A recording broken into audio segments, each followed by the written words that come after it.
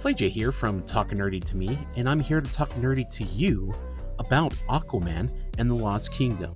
I just wanted to say that I had low expectations coming into this movie due to the fact that the current state of the DC cinematic universe is just up in the air.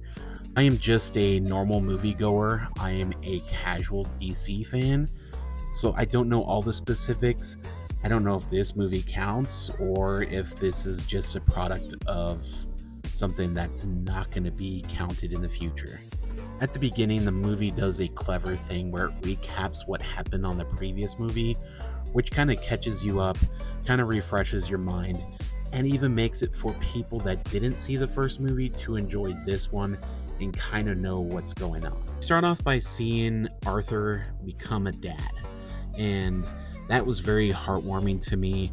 You get to see the joys of him raising the kid alongside his own father, and this was just a great way to open up the movie to kind of just give more depth, more humanistic side to Arthur, aka Aquaman.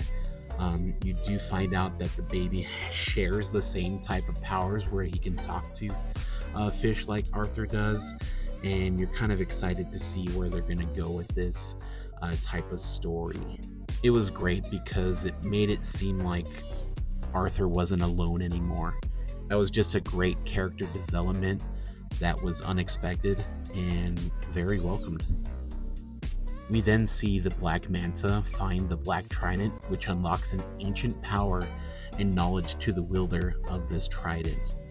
You're given a backstory to an extent throughout the entire film, which sets up the protagonist very well. Then we also meet a side character who is a scientist named Dr. Stephen Shin, played by Randall Park. He's the dude that was Kim Jong-un in The Interview. He's done so many things. Such a good actor.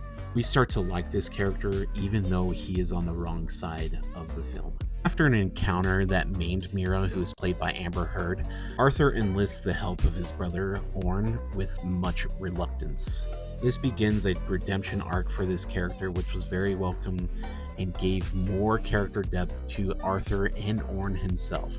So it did a great job of setting up the brotherly love in this movie. I don't want to give too much away, but you can deduce what's going to happen. Even though it does get kind of predictable, it's actually welcome due to the character development and some stuff that they do on the side that kind of just invests you even more. Like I stated, the character development is so great in this film. I even started liking characters that would normally be hated in other movies. The writing in this movie stepped up from the first movie. It is such night and day. There's a lot more character development, as I've said throughout this review, and also the CGI could have been better, but what can you do with an underwater world? That must be very hard, I can only imagine. Overall, due to the acting, great character development, the better writing from the first movie, this has to be a strong stream for me. The reason I'm saying it's a stream is due to the current state of the DC cinematic universe. Like I stated, a casual moviegoer, a casual fan of DC, I still do not know exactly what's going to happen with this character. I don't know what's going to happen to Jason Momoa. I don't even know if this film is even worth it anymore in the long run. But what I will say is it is worth seeing. I just want to say thank you for letting me talk nerdy to you. Go ahead and check out our website. It's tntmtheshow.com. There's also a section called TNTM the Store where we have greatly priced merchandise. It's not your normal talk nerdy to me stuff. There's also some random nerdy stuff, so check that out. I also just want to say thank you for tuning in to Slay J Reviews.